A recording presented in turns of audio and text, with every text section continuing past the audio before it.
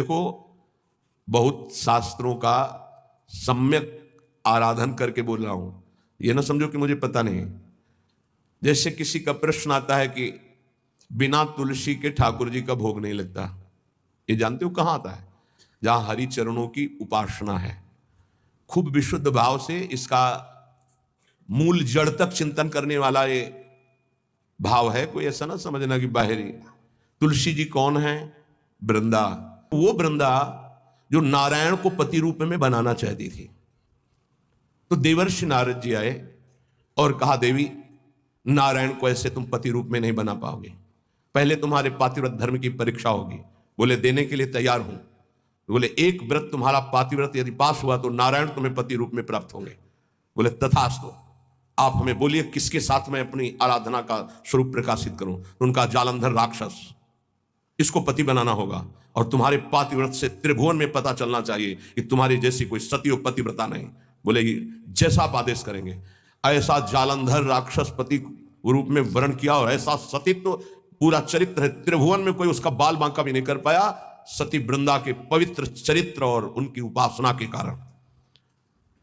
भगवान शंकर आदि बड़े बड़े देवताओं ने दिव्यास्त्रों का प्रयोग किया, जालंधर का कुछ नहीं बिगड़ पाया। भगवान श्रीहरि से प्रार्थना की।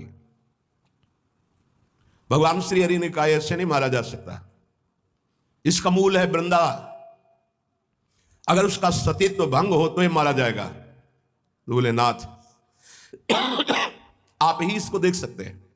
तो उन्होंने कहा मुझे ही पति रूप में प्राप्त करने के लिए उसने तपस्या की थी, मैं जा रहा हूं।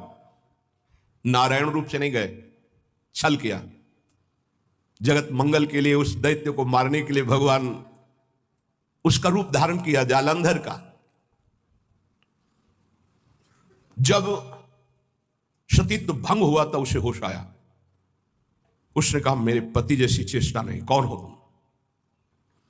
क्योंकि आप में असीम सामर्थ्य, असीम सौंदर्य, असीम सुख मेरे पति नहीं हो सकते, क्योंकि मैं जानती हूं कौन है जालंधर राक्षस। आप वो नहीं हो। आप कौन है? अपने रूप में भगवान।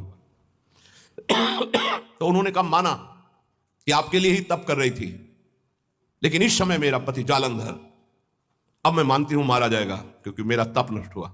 मैं आपको शाप देती हूं, आप पाषाण रूप हो जाएं। तो नारायण शालिग्राम बन गए।